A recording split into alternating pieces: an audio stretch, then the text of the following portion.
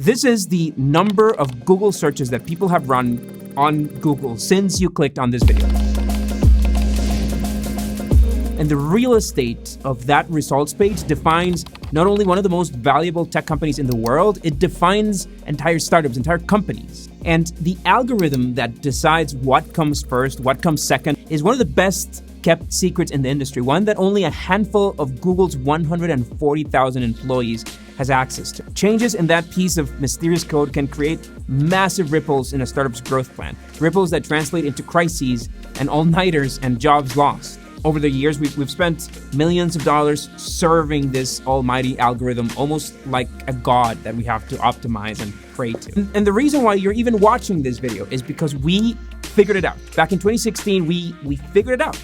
We figured out how to rank for Google, but that would not last. We soon discovered how ranking or praying to this algorithm is, like many things, a question of money, a question that makes Google ever more powerful and that has spun obscure markets for shady SEO tactics. We learned firsthand how much Google can take away. We discovered how Google's plans just don't align with what companies are looking to do.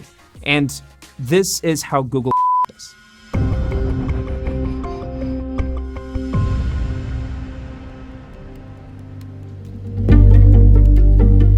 This is us after Google's last core update. In a matter of a week, we lost 20% of our traffic, which means 20% of our revenue, which means jobs lost and all-nighters and gray hairs. The algorithm's job is to find answers, to find the best possible content to match what you typed in. And Google needs to keep this up to date, fresh, better, so they need to update it all the time. And those are the updates that scare the living shit out of me now. And I'm gonna come back to this, of course. Now, the reason why Google as a search engine, as a startup, was successful at all is because they did things better than anybody else. There is nothing in the history of the human race that compares to the impact that the internet will have on how we communicate. Let's go back to 1996. This is Web 1, and this is the earliest of the internet. There's no user-generated content here. There are no social media or blogs. It's all what the webmasters and what the domain owners decide to publish on the websites.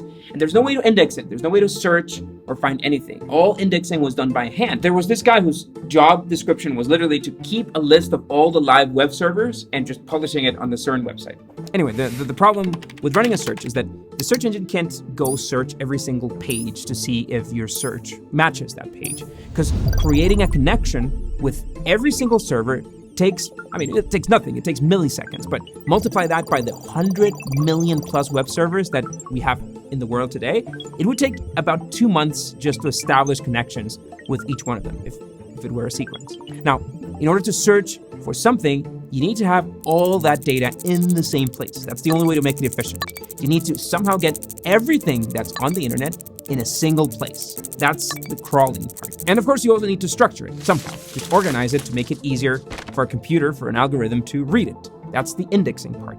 And finally, once you've crawled this data and indexed the data, you can run a search on it. Now remember, this is 1993. The internet was this playground for geeks and scientists, nothing like it is today, no experts in SEO or searches. But scientists, literally scientists from around the world, tried to start figuring out ways to create these bots, these programs that could automatically go to every page, every server, and store information in a database, in a single place. And finally, in December, this guy did it. He launched Jump Station. That is the first search engine that operated more or less like a modern search engine. And you might be as old as me and remember Lycos and Webcrawler and of course Yahoo. But all of these search engines were really bad at understanding what was on a page. They essentially would rank a page by how often a keyword appeared on that page, on that website. And then of course, as soon as people figured out how that worked, they just started stuffing that page with that word. And so a couple of PhD students from Stanford came up with a new system. Instead of looking or caring about what the website said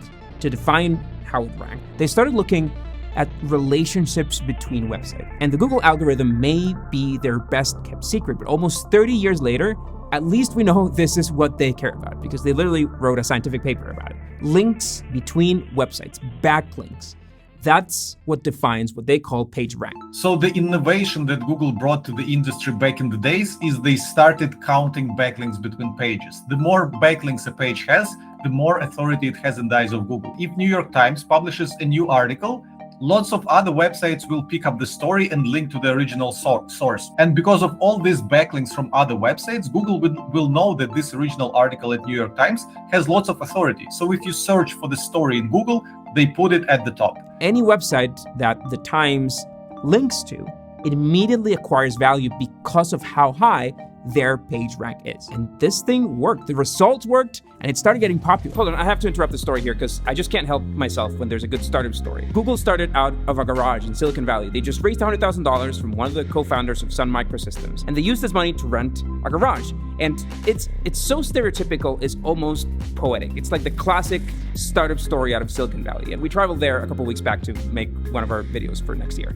Anyway, the owner of the garage would then become Google's first marketing manager, and 20 years later, she is now the CEO of YouTube. Talk about a good landlady deal. They literally only approached friends, people that they already knew, to fund this idea stage company. And through one of their investors, they met this other founder. And so by the end of '98, they had raised about $1 million from all sorts of people that we now know. Now, remember, we talked about crawling. To search for something efficiently, it needs to be in a local database. And so this is what Google does, in essence. Google crawls the whole public web and stores it in their servers. Hundreds and hundreds of terabytes of data live in Google so that they can show you these search results in microseconds. So much so that, for example, when a website goes down, Google still keeps a cache of it. So as Google evolved, so did the people who wanted to rank #1 using all sorts of nefarious tactics.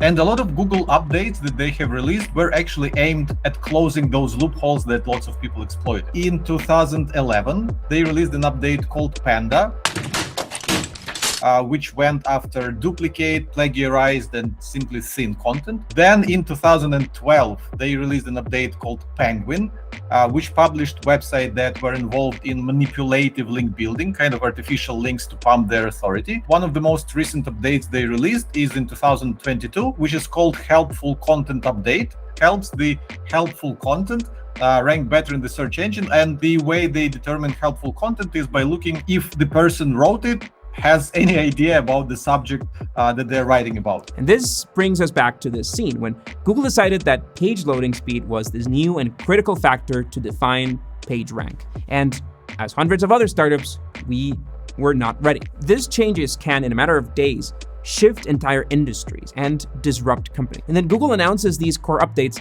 days in advance, and it doesn't really reveal any specifics of what changed in the algorithm. Ranking in the end becomes a bit of a guessing game. One of the most critical factors for Slidebean, and again, the reason why we are here, the reason why we were able to scale the company back in 2016, was precisely because we understood how to rank for the keywords that we cared about. In our case, the key golden keyword that we discovered was pitch deck, and we started creating a lot of content, crafting a lot of articles around how to create pitch decks so that all the searches that related to that would end up pointing people to our site, because that's what we do. But keeping this rank has become increasingly difficult, and this is where money starts playing a factor. Remember how I told you that domain age played a factor? Wait a second. Actually, domain age being a ranking factor is a common misconception because it's not a direct ranking factor. Domain age, or when you registered the domain, it doesn't affect where you rank in Google. What does affect is how long your website has been around and how many backlinks from other websites it managed to accrue. So kind of the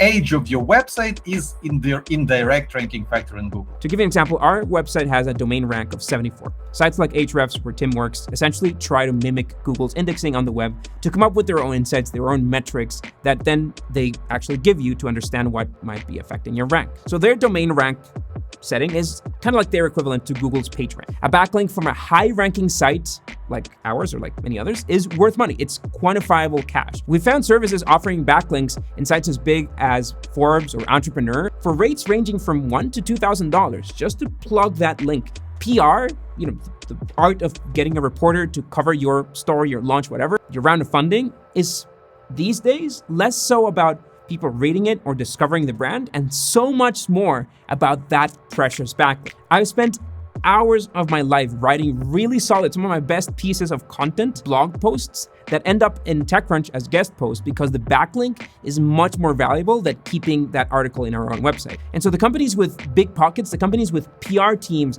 and armies of guest posters or ghostwriters can essentially hack the algorithm to win the race. So oftentimes, it's less about the quality of the content and just more about the highest bidder, even though it's like this hidden system. Now, all of this is still legal, fair game by our current understanding of the algorithm. Google might have changed this already. They might change it in the future.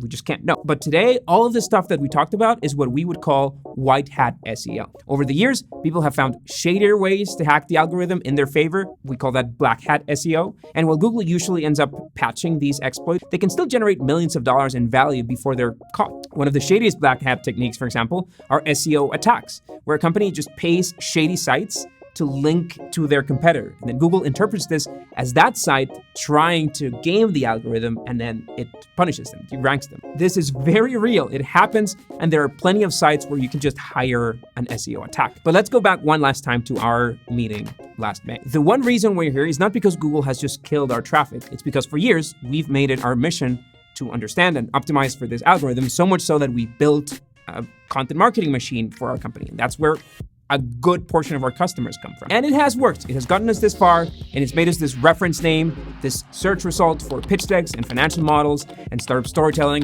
but it is too much power for one company. And the truth is that other search engines aren't really competing in terms of percentage of searches. One of the reasons why we started this YouTube channel was to rely less on Google's algorithms, but yeah, it's Google after all. We just need to start a TikTok now.